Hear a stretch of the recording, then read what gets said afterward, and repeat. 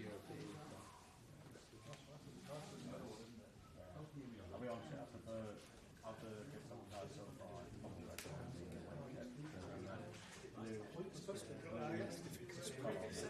I'm not I love it. T20. Popcorn or crisps. Yeah, the finish for the whole the white one. You have to just think though, like there's always so much to do with the home kit though. Like it has to be red, so what else can we do to walk back and play nearly green yellow. Now that you're off. What I know about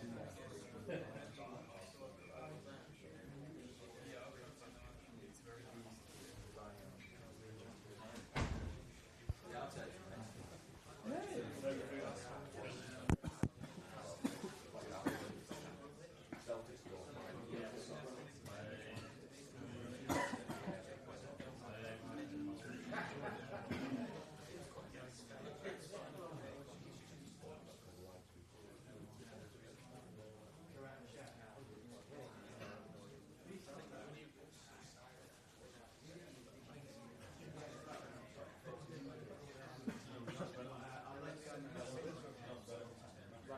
Yeah. You just said it was rotating. Yeah.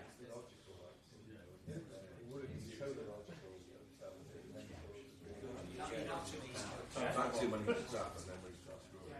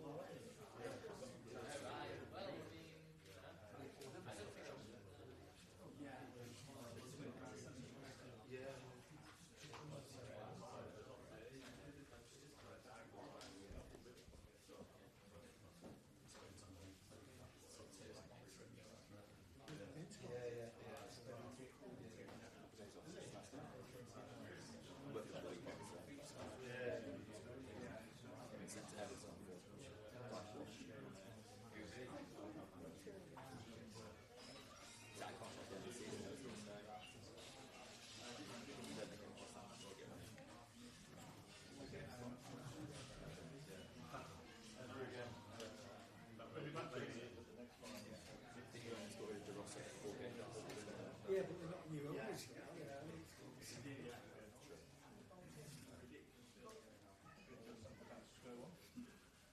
It's interesting to see what they do.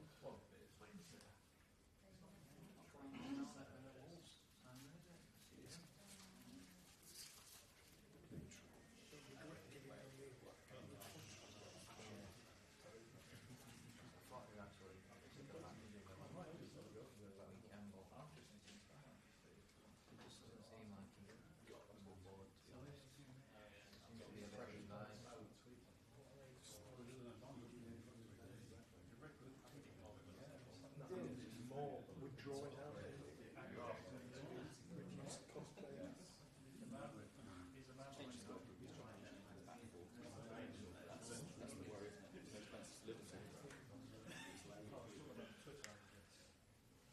Oh, sorry, that.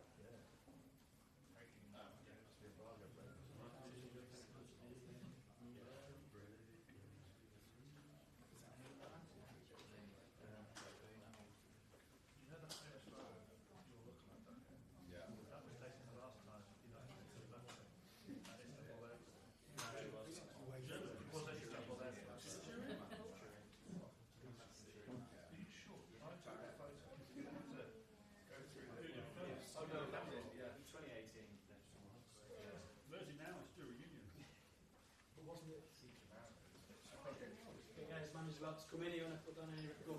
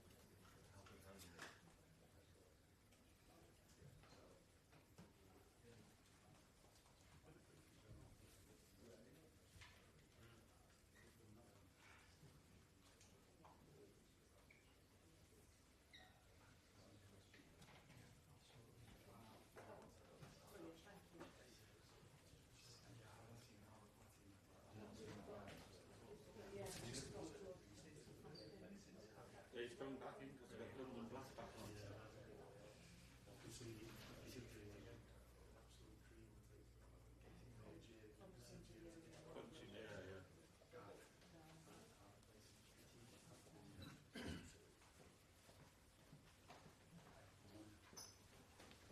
Good morning, goedemorgen. Morning everyone, welcome to our press conference for our Europa League game against FC Twente tomorrow at Old Trafford.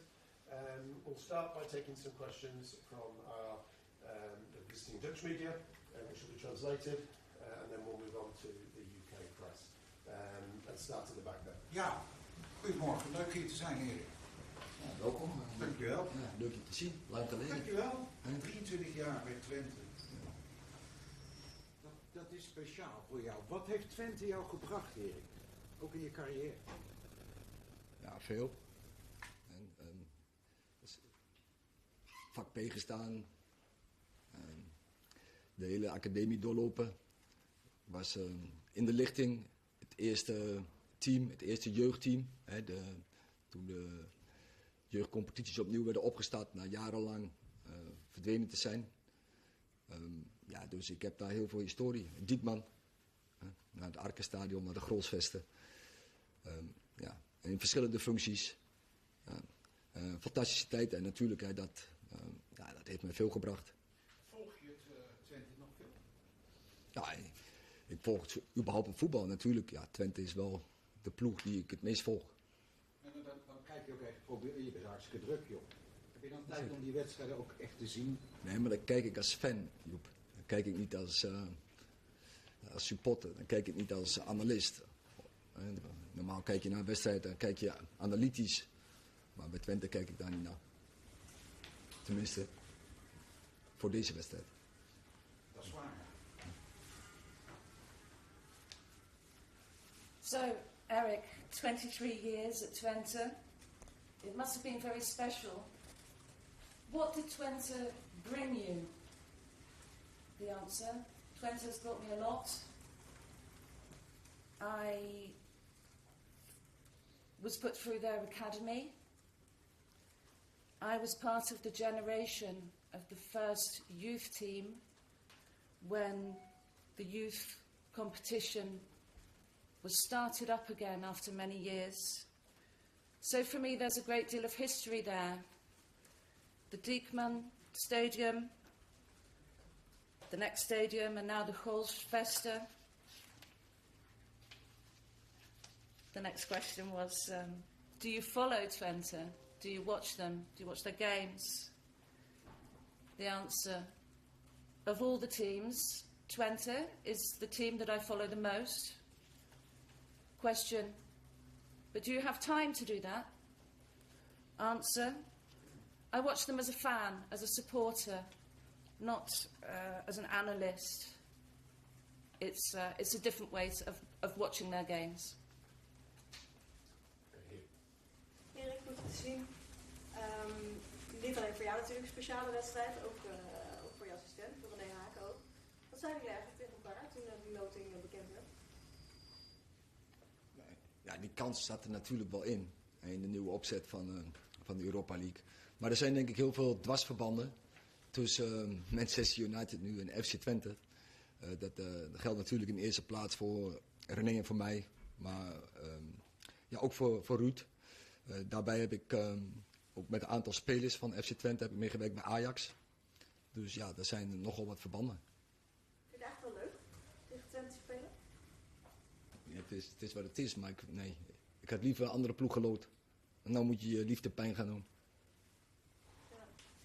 Nou is het een beetje een confronterende week geweest, afgelopen week voor het Nederlandse voetbal in de Champions League natuurlijk. Welke verwachting heb jij wat betreft het krachtsverschil in de Europa League? Ja, dat is moeilijk te zeggen, maar het is duidelijk. Ik denk het Nederlandse voetbal heeft denk ik vanaf 2018, 2019 hebben een opmars gehad. We hebben heel veel punten vergaat met Ajax, met AZ, met Feyenoord. PSV vorig jaar ook. Nu lijkt het op. En dan, door het succes wat je hebt gehad, dan speel ik in sterkere competities. En ja, dan ja, dan lijkt het op dat het nu de andere richting in gaat. En ja, dat proces zal het Nederlandse voetbal moeten zien te stoppen. Denk je dat dat iets is wat, nou ja, zijn we in die zin misschien een beetje verwend geweest? Of denk je dat dat nog wel haalbaar is? Nou, ik heb altijd gezegd dat voor een Nederlandse club is niet zo makkelijk om ver in Europa te geraken. En ja, er waren een aantal teams, ik denk ja, vooral Ajax. Ik zeg Feyenoord ook de laatste jaren heel veel punten hebben vergaat en heel ver zijn gekomen in Europa.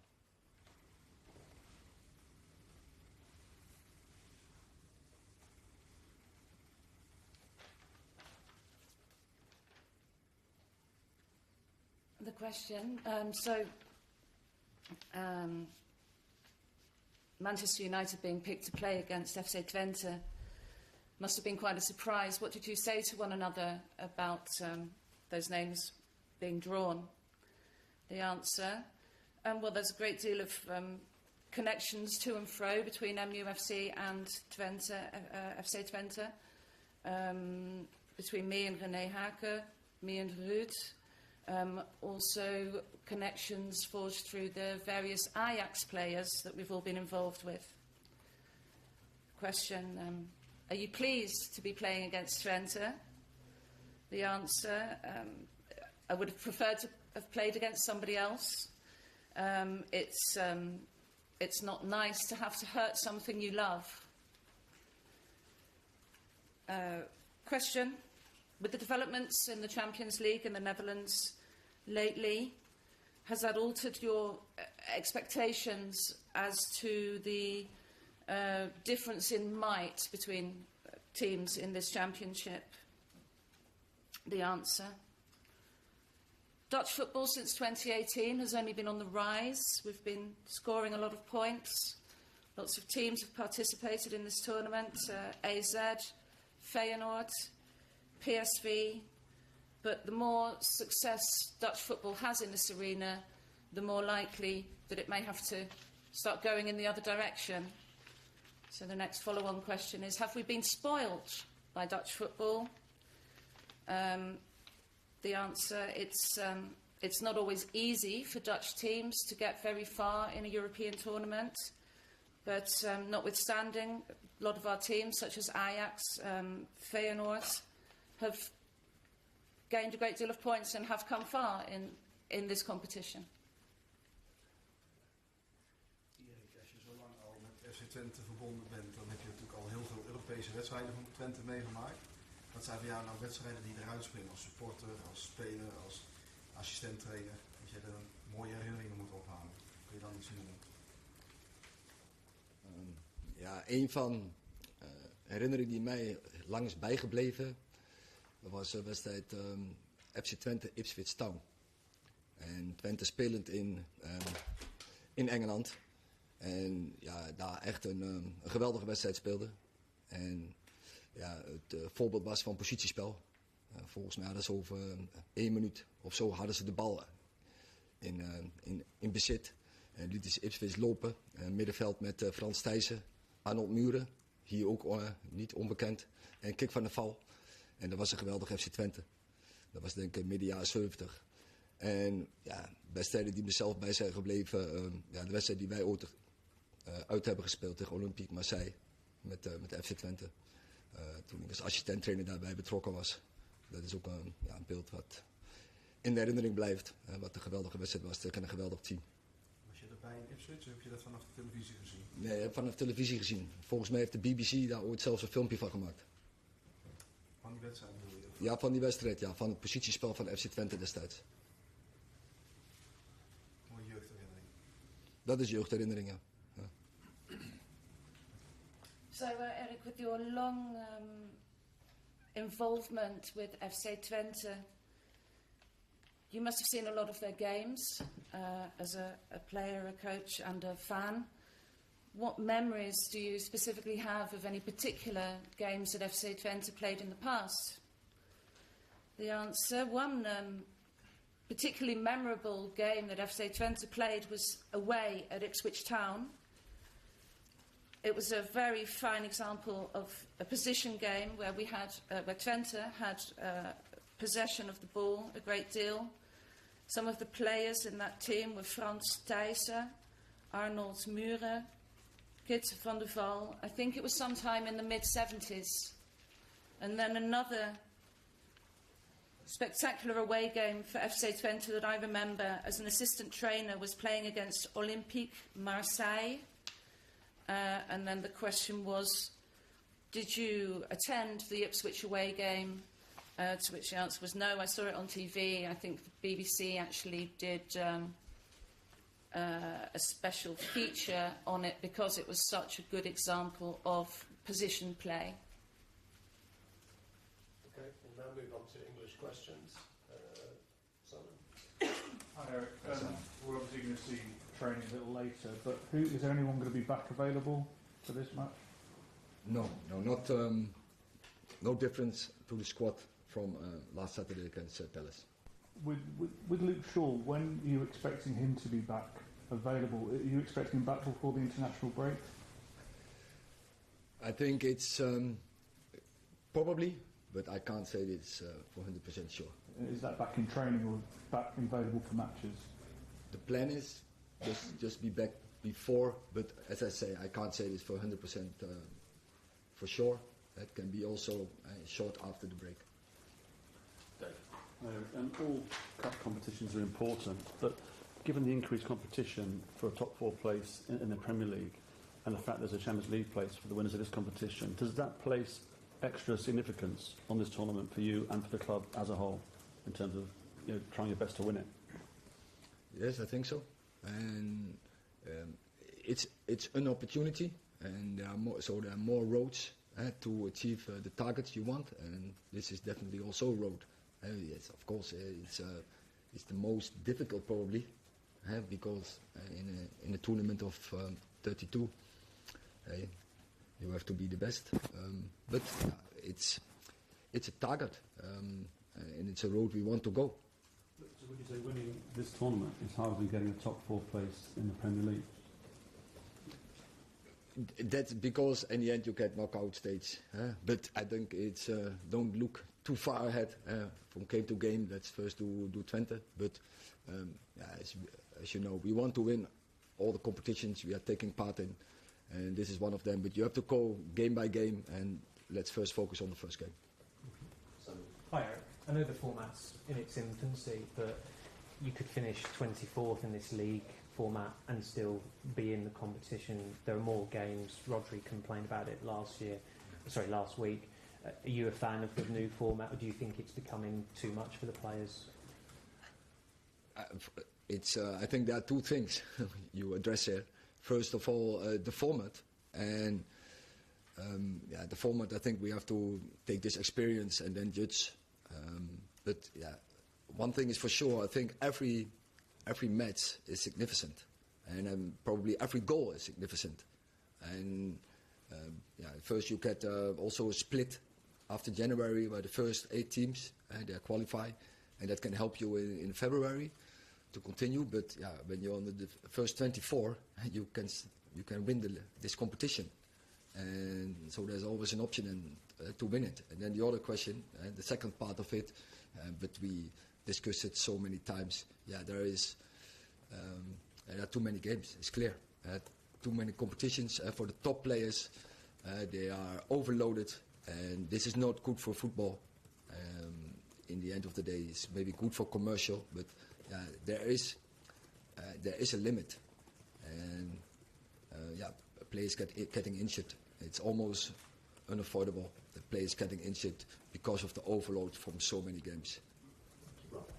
Just on that, does that overload of games and the amount of games that you're going to have to play affect the way that you pick teams, particularly for a game in the Europa League tomorrow, and particularly because of what happened with the injuries last year?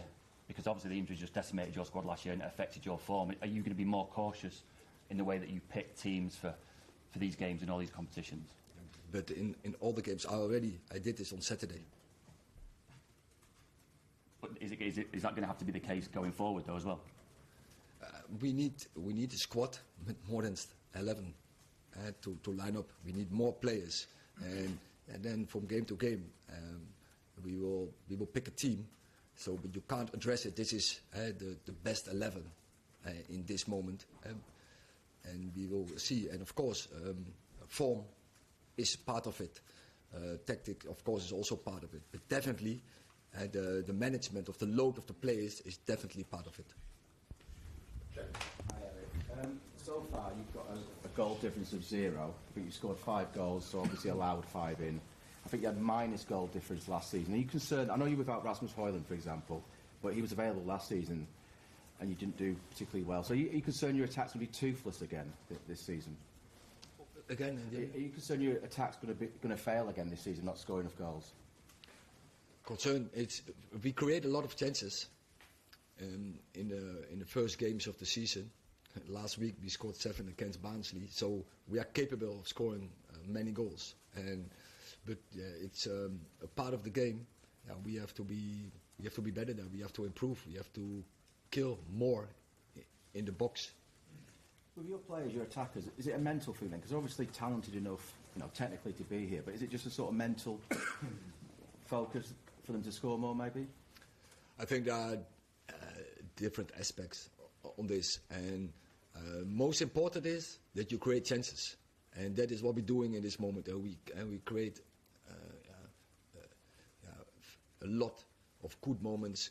We are very creative, and we have many opportunities to score goals, and we have to keep this process going, and then, of course, the finishing we have to work on. Eric, just on the games and the loading, how can you as a club change that? Because it seems like this kind of stuff gets made by the authorities and you have to go along with it. Would you have to consider, I mean, Rodri spoke about going on strike potentially as players. I think as a club alone, you can't change this. It's more about, say, the total industry. It's about clubs and players and coaches, and so many others who are there in the environment of football, who have to work on this to improve the game, but of course to find the right balance, because in the end of the day it's financial, and also we are professional, so revenues has to come, but we have to balance this out. Last question.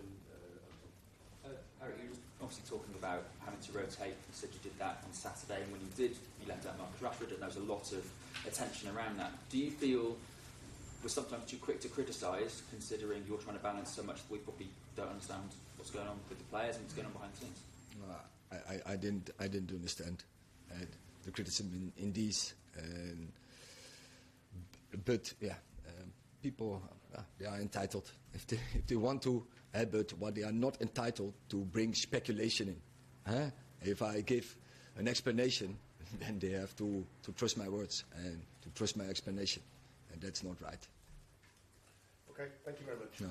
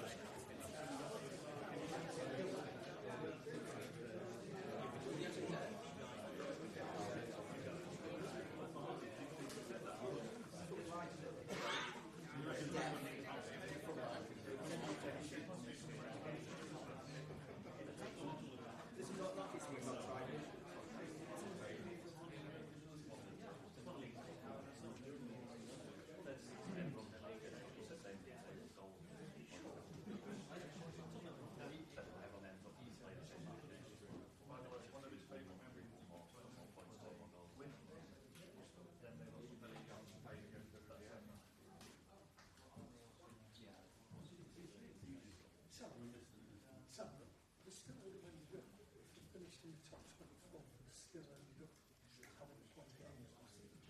Yeah. Because then it dropped down into the conference. It's then it finished third in the Europa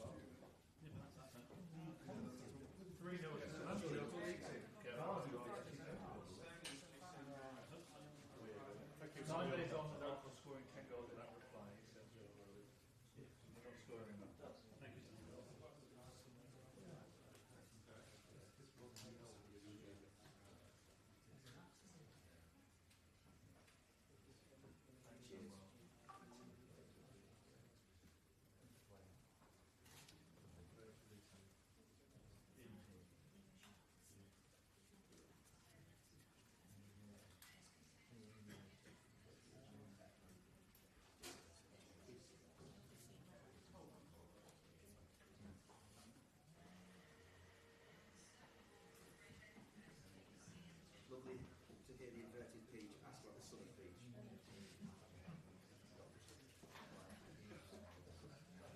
The arts were the least expected. You pressed him on it, didn't you? Fair play.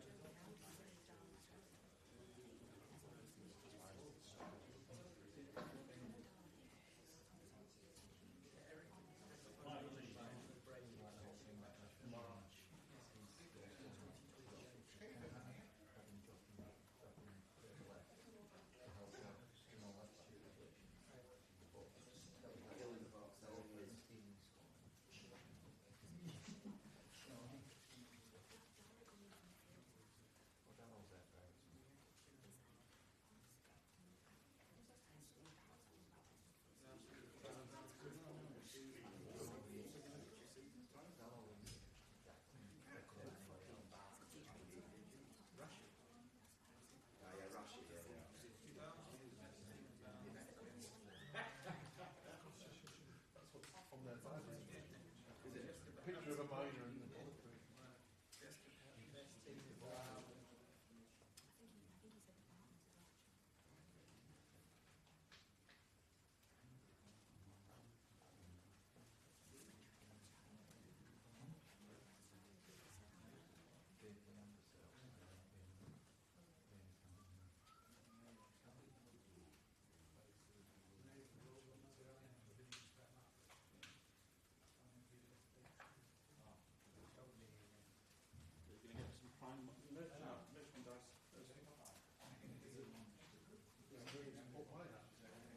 No, it's too expensive.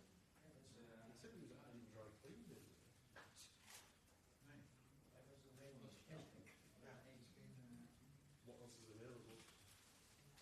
Hoodies, t-shirts.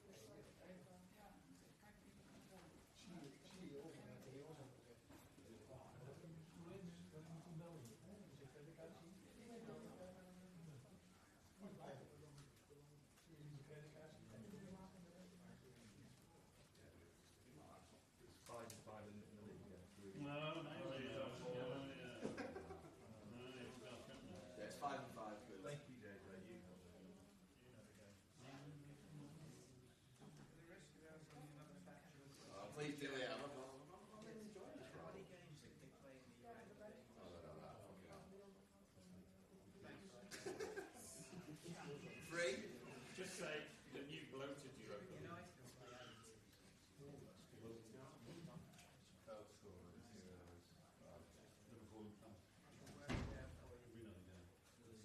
You know, doing a deep dive into 70s division. There were two games played actually in successive years.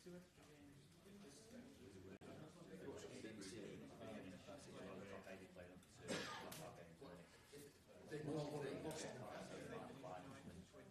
They didn't actually win. They never beat them. They just beat them aggregate. Coward's victory.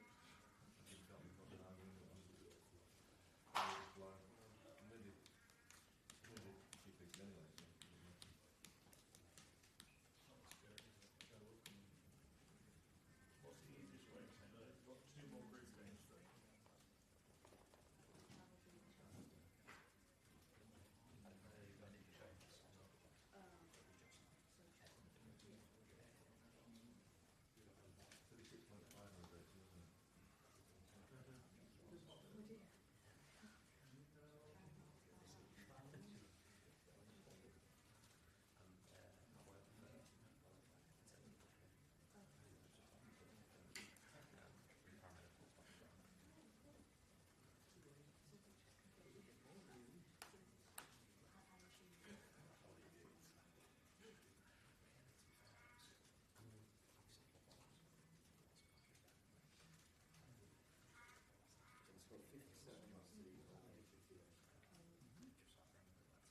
Joint lowest in the Premier League top 10.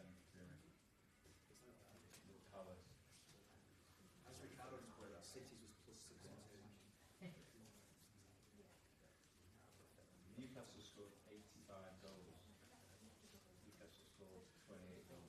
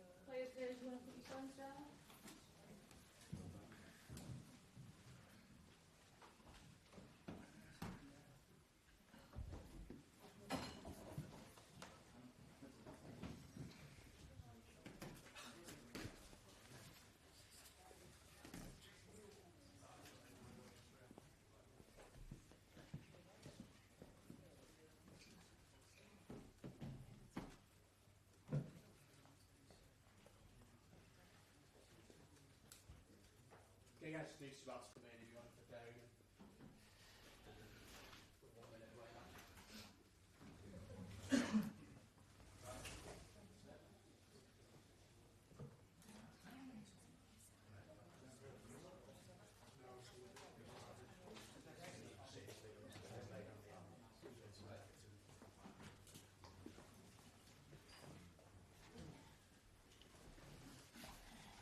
Okay, guys, welcome to the press conference with Lucien Mazraoui. Again, we'll start with the Dutch media.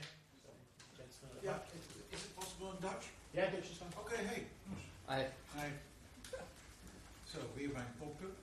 Ja. Speel je ook bij een topteam? Zeker weten. Ik denk als je kijkt naar de individuele kwaliteiten van iedereen, is dat zeker een topteam. Je bent goed begonnen. En toch zeg je, kan het veel beter. Ja, natuurlijk. Je kan niet verwachten dat als je nieuw bij een club bent. Dat zei ik na mijn eerste wedstrijd natuurlijk. Ik had 2 trainingen met het team gehad. Ik kende 80% van de spelers, heb ik nog nooit meer gespeeld. Dus natuurlijk verwacht ik dan van mezelf dat als de connecties wat beter worden, de automatismes wat beter worden, dat er een stijgende lijn in zal komen. Eén ding even, we hebben een discussie in de wereld van het voetbal. We spelen te veel wedstrijden. Daar gaat het over. Zeker hier in Engeland.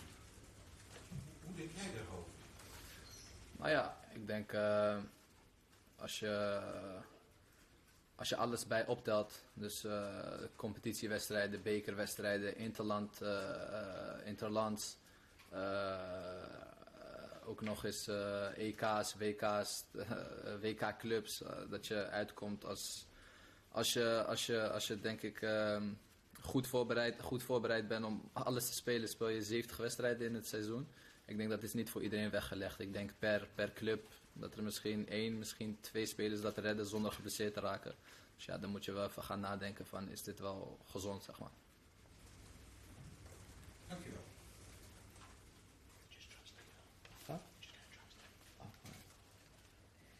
So then you're here playing for a top club. Are you playing in a top team? The answer? Yeah, for sure. If you look at the individual qualities of each player, then I think we can say for certain that this is a top team. The next question, you've started very well. Do you think you're going to go on improving? The answer, well, you have to understand when you come here as a new player, your expectations are that things will only get better. I've attended 2 trainings. There are 80% of the players in the squad who I've never played with yet. So my expectation is that once the corrections and the sort of automatic responses become a bit more bedded in and natural, that things can only go up and up. Next question, regarding the discussion about people playing too many games. What's your view on that? The answer.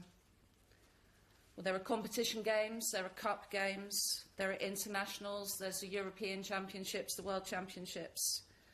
So if you're properly poised, prepared, you may be playing up to 70 games in a season, which of course isn't for everyone. It's likely in most clubs that there will be just 1 or 2 players who make it through that season without any injuries at all.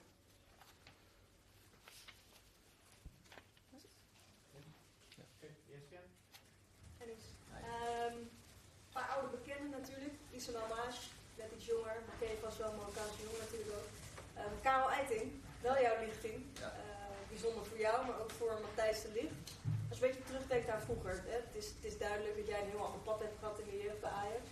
Maar als je aan dat kliekje denkt, Karel Eiting, Matthijs de Ligt.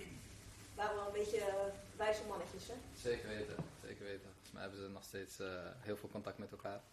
En zijn ze nog steeds heel goed bevriend met elkaar. En dat was altijd wel een klikje, die 2, samen met Dani de Wit. Dus dat is mooi dat ze elkaar weer zien. En ook voor mij natuurlijk, dat ik weer deze jongens zie, is heel leuk, ook om te zien eigenlijk en een beetje elkaar een beetje bijpraten. Als je terugdenkt zeg maar, aan welk pad jij hebt bewandeld, sowieso natuurlijk wel bijzonder. Als je ook nu ziet waar Karel is. Hoe zou jij dat beschrijven ook in de jeugd en de verwachting die je toen voor jezelf had? In de jeugd was het natuurlijk, ik denk anders als nu, waar we nu allebei staan. Ik denk dat Karel in de jeugd hoger aangeschreven stond als mij, als talent. Alleen ja, zoals je zelf zegt, ieder bewandelt uiteindelijk zijn eigen pad. Om verschillende redenen. Ik weet dat Karel in het begin, toen hij bij het eerste kwam, had hij toen een blessure wat heel lang duurde.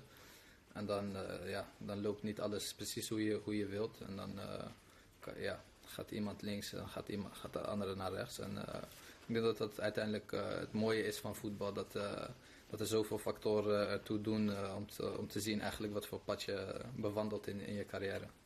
We hebben dan René Haken, hebben wij dan even gesproken over zijn liefde ook voor FC Twente. Nou, Erik ten Hag met zijn liefde voor Twente is ook wel duidelijk. Waar denk jij eigenlijk aan als je denkt aan Tukkers, maar ook als je denkt aan FC Twente? FC Twente was altijd een lastige uitwedstrijd. Nooit zo vaak geweest daar, zo ook niet in mijn vrije tijd. Ik weet dat de trainer uit die buurt komt en dat ik ben supergoed met hem. Dus ik weet dat de Tukkers en de mensen daarvan kan ik wel mee opschieten. Yes, alsjeblieft.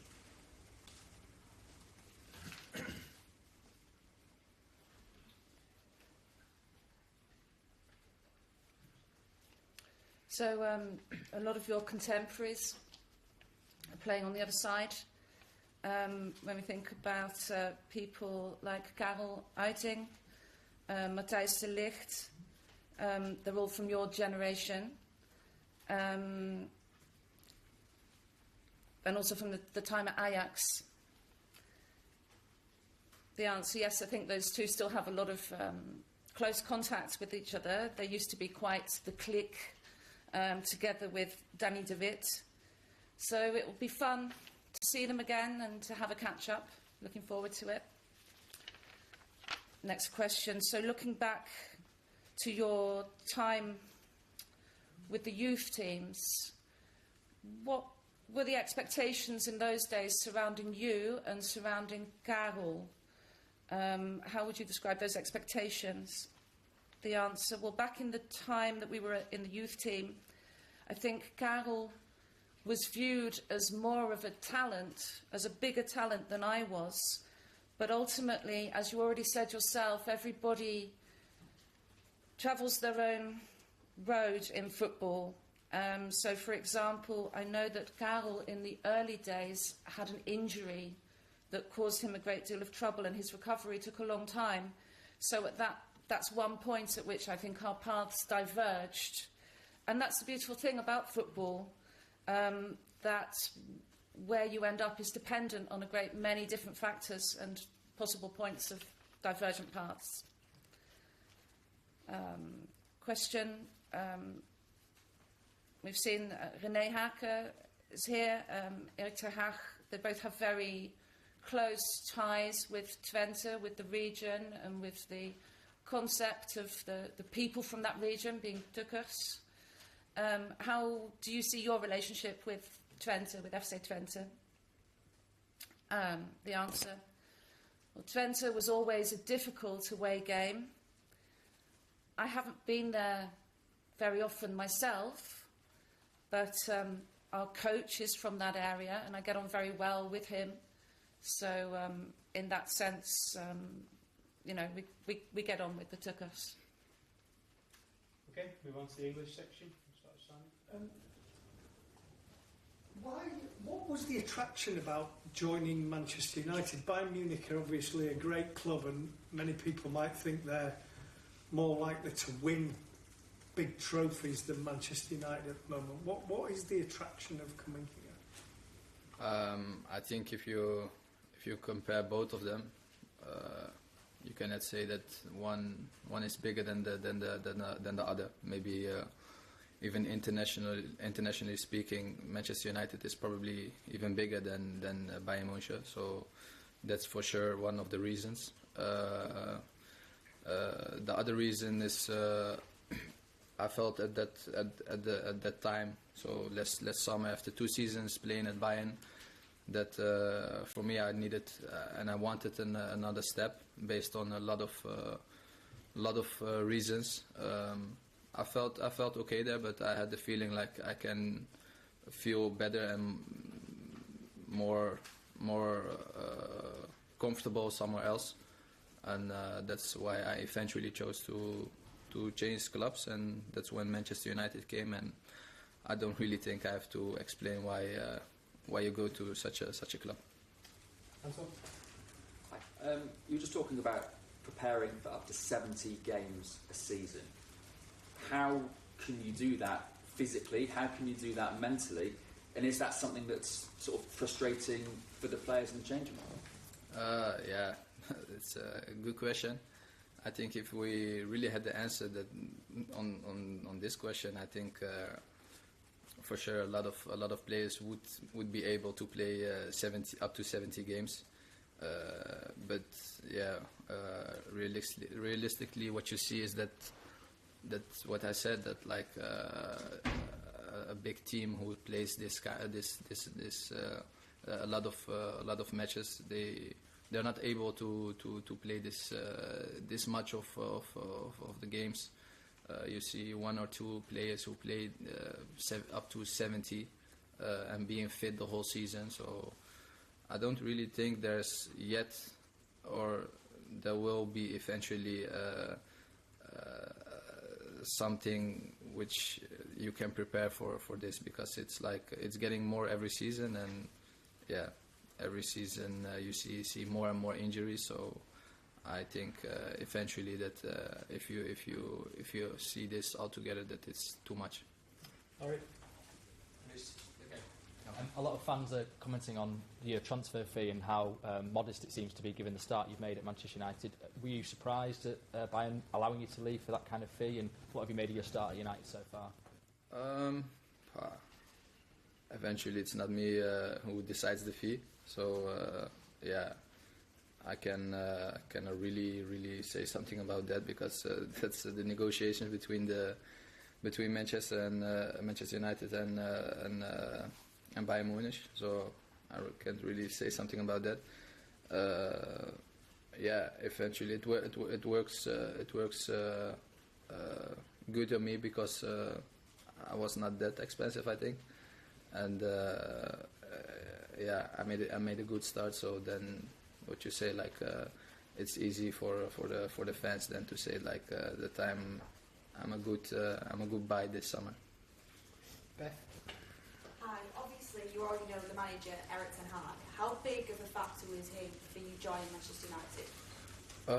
Of course, it's a big factor. I think always if you decide to go to another club,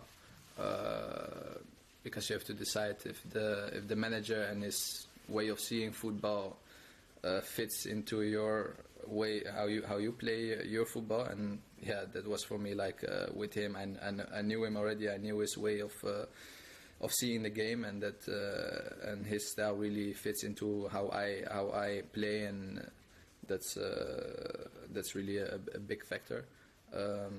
That you work beforehand with him, it's also yeah, making it easier, because I knew always what he expected from me, and he knew it.